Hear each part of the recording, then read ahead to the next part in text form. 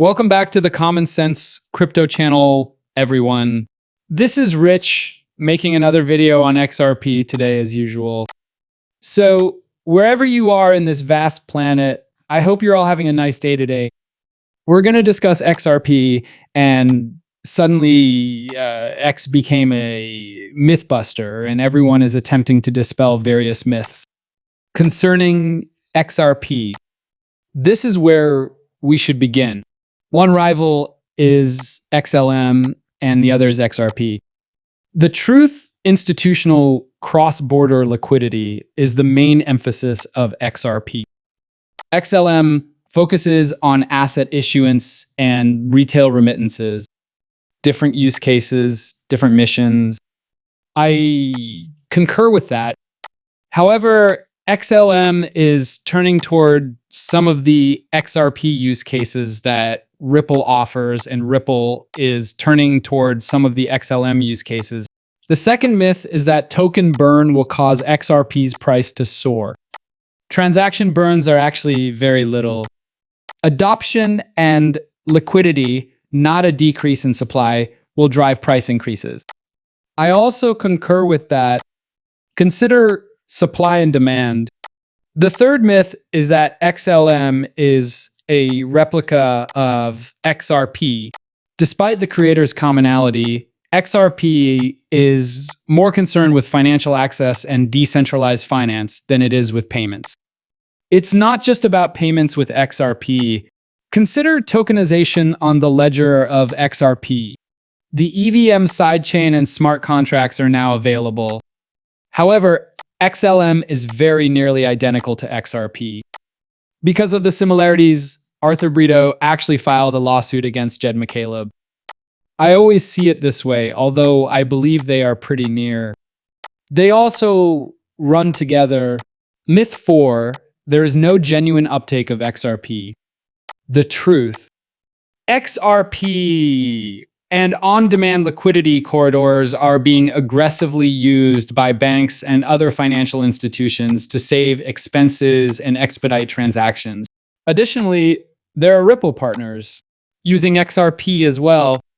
Consider Orrington Capital. They use XRP to transfer $50 million and $50 trillion. Similar actions have previously been taken by other Ripple partners. The fifth myth. Only remittances can be made using XLM. In actuality, XLM underpins asset tokenization, stablecoins, and CBCs, going well beyond simple transfers.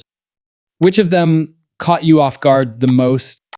As I mentioned before, XLM made a significant shift in favor of CDs. Also, like the XRP ledger, XLM was designed for tokenization. Despite their striking similarities, they are not at odds. If you own XRP, you ought to hold XLM as well. Additionally, you ought to hold XRP if you own XLM. That's my perspective on it. However, I find it appealing that these misconceptions might be disproved in some manner. Analysts argue that market capitalization is a lie and that XRP should rise to $33. Since market capitalization has no bearing on XRP, I will also concur with this one. Utility is important, and I've previously made videos about this. I even refute the concept of market capitalization using Grok. However, I appreciate that he is discussing a $33 XRP, since it brings us very close to switching the market capitalization of Bitcoin. XRP might overtake all other cryptocurrencies. Sincerely, I think that will occur during this run. And while we're talking about market capitalization, here's David Schwartz discussing why XRP must be a costly coin. He even concludes by saying that, at least if you're aiming for high-value payments, a more expensive item is a better vehicle for payments. Because of this, XRP must be expensive. How does XRP get there then? Many would contend that the IMF and the BIS already determined the price of XRP. However, consider the fact that XRP is restricted in those enormous liquidity surveys. Consider the banks that have emerged from the private ledger testing phase to ensure that there are no issues possesses that upgrades will be made to the bank's own systems. They will outsource the work that banks perform. Your money is kept there. They lend it. They lend money. They receive payments for bills, auto loans, mortgages, and other loans. They follow the same procedures as banks. They don't do software development. Ripple has a fantastic answer because of this. Everything is plug and play, but there's a required 222 change. Only one product budget is required of the party you're negotiating with. Funds for development have already been set aside for other purposes. Following a mandate does not result in termination. Ripple finds it much easier to close the deal as a result. The main cause of the majority of bank integrations failing is this. Developing new systems is costly and dangerous. Errors may result in fines or bank losses. Bankers lose their jobs.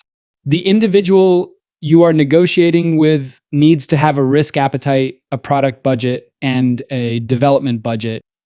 They must be prepared to take a chance.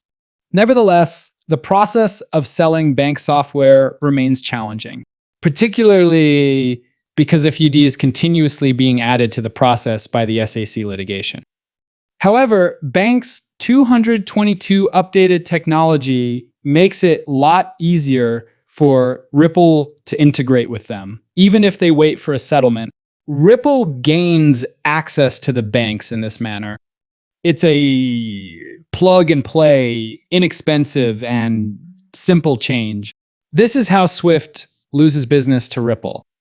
Swift is going to complicate things. Thus, this is how Ripple gets at least 10% of Swift's business. Swift isn't even interested in upgrading. Consider that. Where do you think the banks will go if Swift refuses to accomplish any of this and Ripple is already leading the way? Vincent Van Cote is the source of this. I want to get right to the point and explain the private XRP ledger issue. He claims that the XRP ledger is merely code. The code is available for download here, and you can definitely use it. One example of this programming is the XRP ledger public ledger, which is hosted securely by a team of validators. As a result, holders of XRP have acknowledged that this public ledger is the primary ledger and that XRP represents the token itself. And holders of XRP accomplish this by purchasing the token through a value transaction. I concur with everything. There isn't a private ledger in the sense that an acknowledged and value-driven ledger operates covertly. As far as I can tell, there are thousands upon thousands of instances of the XRP ledger that individuals have downloaded and used.